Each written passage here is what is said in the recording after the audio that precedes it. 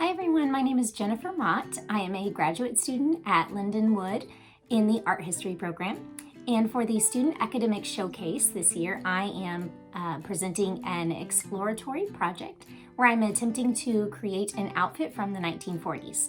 Now, I would like to use materials that would have been around at that time, as well as construction techniques that would have been around at that time too. So I think it'll be a fun challenge. So the first thing I needed to decide is what I was gonna make. So I knew I wanted to focus on the 1940s because that is one of my favorite time periods. And I knew I wanted to make this outfit as authentic as possible. So I have patterns that I'm going to use that are from the 1940s and they would have been used by women of that time. So I have here this pattern. I will be using this for the slip part of the outfit. And then I also have this one here that I will be using for the dress.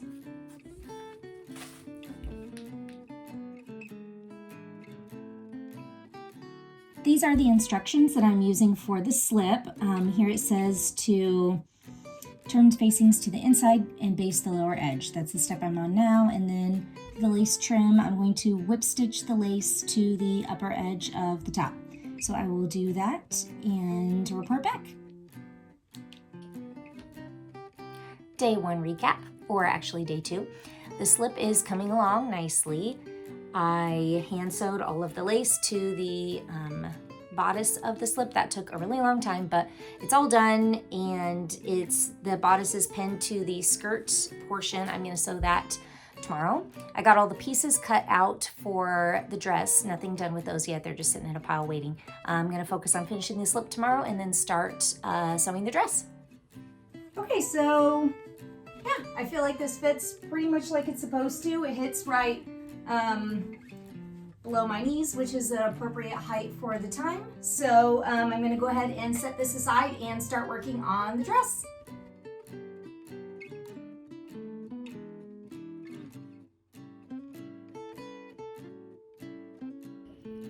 Here you can see me tracing my original pattern pieces onto tracing paper. I then used those pieces to construct my garment. This wasn't a necessary step, I just thought it would help me preserve the original pattern.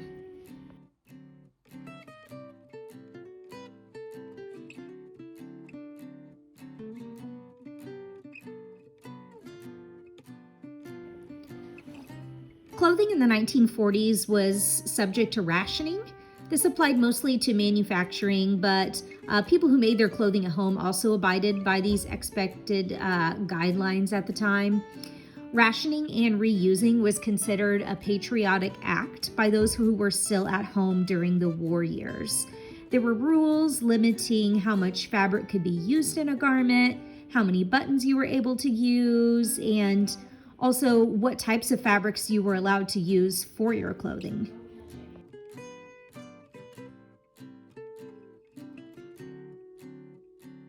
This is the step I am currently on. I just finished gathering the back and sewing the darts, and I gave everything a good press. Here is the one of the front pieces. I did go ahead and stitch the pocket on. You can see here some of the darts that I have here.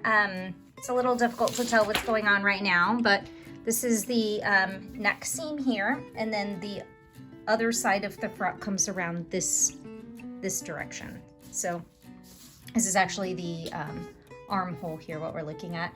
I went ahead and put the gathering seams in the back and put the darts in the back as well. Those will just help to bring in around the waist to be more fitted toward the body.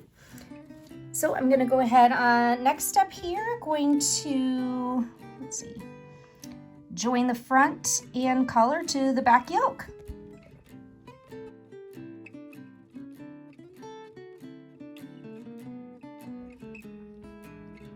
Dresses in the 1940s are pretty recognizable.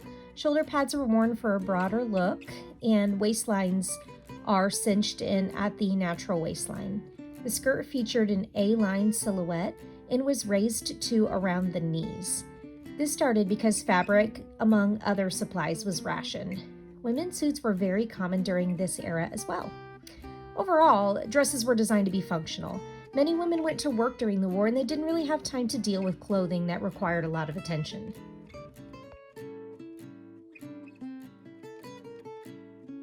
Just popping on for an update. I sewed the pocket on the wrong side. So I am using this little baby, it's called a seam ripper, to take it off. And then I will be sewing it on the correct side. So not a huge deal, but it's kind of a bummer to have to stop and do that. Day 3 update. I got the slip done and I've got the dress started to be put together. It's starting to look and feel a little bit more like a dress. Obviously it's not done yet. I don't have the side done or the buttons or the sleeves, but yeah, it's starting to look more like a dress. It's fitting okay so far.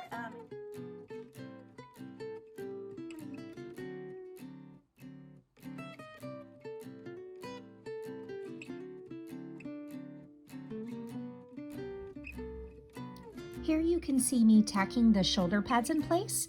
This sometimes has to be done a couple of times to make sure you get the right placement when the dress is worn. I'm also hand sewing the hem of the dress. I don't see as many patterns today calling for hand-stitched hems, but it's all over the place in vintage fashion.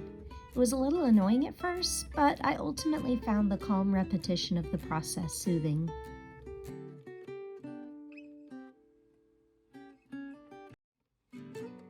Okay, so I finished my dress and I have kind of a crazy idea. Somebody gave me some of this really pretty wool fabric, and I'm thinking that I might try to make, I have this book here,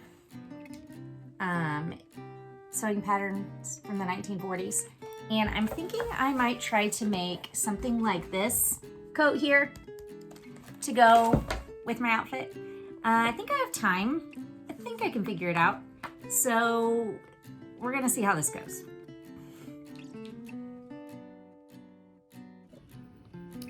For the coat, I used a sewing pattern for a 1940s coat, but altered a few things to give it a look similar to a coat I discovered while researching. Okay, I'm back to show progress on the coat that I'm working on. I hope I don't end up regretting this project decision. It's going okay. I took a couple of days, few days break for my kids' spring break. We went on a little trip, but I'm back now just to show some progress that I have made with the coat. I think I'm happy with it overall. It's just a big project, and I always underestimate the amount of time that I will spend on hand sewing, because there was a lot more things that were hand sewn than compared to now. So I have so far a good part of the shell done for the coat. This is the back, and then it's really hard to see what's going on. I guess the front, I've started to pin part of the collar on. I'm going to sew that down and then work on the facing. It'll start looking more like a coat soon, hopefully. So I look forward to showing you progress with that.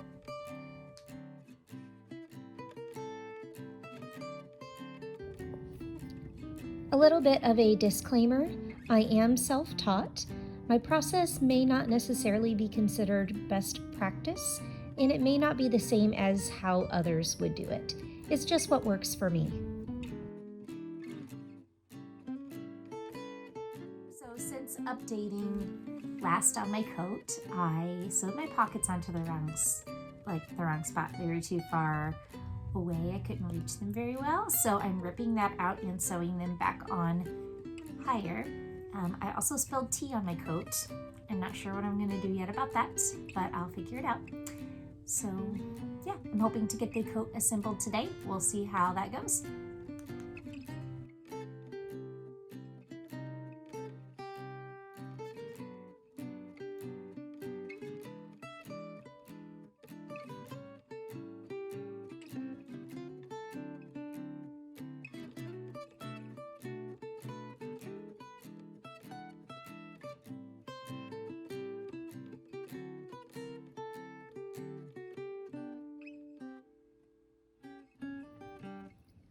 Here I am assembling the lining for the coat. Silk would have been a ration supply for a lot of the 1940s, so other materials were often used as a substitute. I disassembled a past project to get the fabric that you see me using here. This would have been common practice. Motivating propaganda posters during World War II were very common. Make do and mend was a common motto on those posters that would have been used to influence American citizens.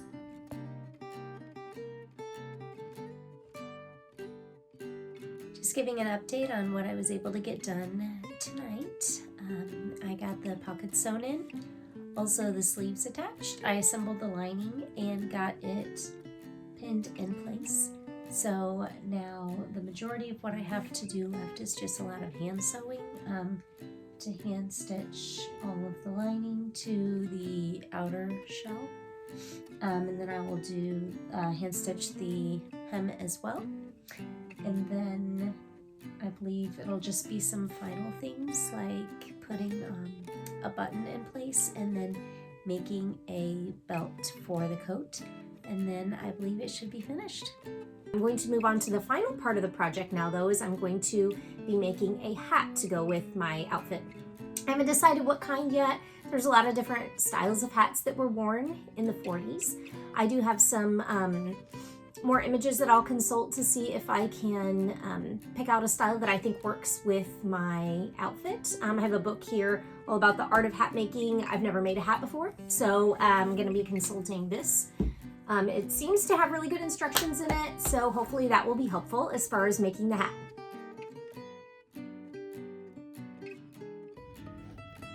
The hat that I ultimately decided to go with for the final project was a cocktail pillbox hat. I used some materials that I had left over at home. I had found the fabric from a local thrift shop that sells used craft supplies, and I just took some of the wool that I had left over from my coat and made some leaves on the back just to serve as a decoration.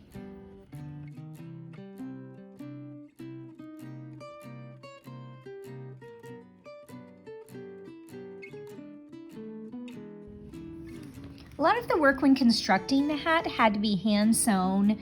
I think my directions even said something like it was going to feel like wrestling a fabric monster trying to get all the pieces to line up, and it was not easy. My hands were pretty tired by the end of it.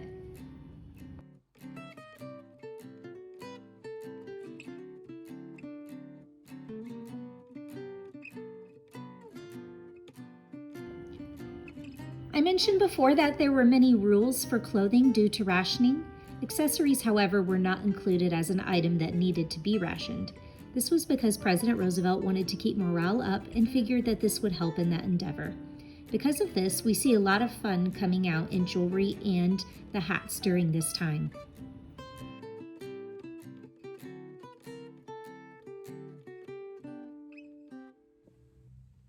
Reflecting back on my initial goals with this project, I wanted to create an outfit from the 1940s. I wanted to use supplies that would have been used at the time, and I also was hoping to use techniques that also would have been used at the time. So for the most part, I think I was able to stick to those guidelines. There were a couple of times I caught myself using something like a tool that I know that is a modern tool, and then I just kind of had to decide how nitpicky I wanted to be. I wasn't going to go out and purchase new supplies necessarily that didn't really seem to fit with trying to conserve things that was really important in the 1940s. The part of the project that I am the happiest with is probably my dress. I was really excited to find a pattern from the 1940s and be able to use it for its intended purpose now 80 years later. Something about that was just really cool. I'm glad that I decided to participate in Lindenwood's Student Academic Showcase this year. I really stretched myself as far as my skills. It was a nice challenge and I learned a lot. I hope that you liked coming along on this journey with me and that you were able to learn something too.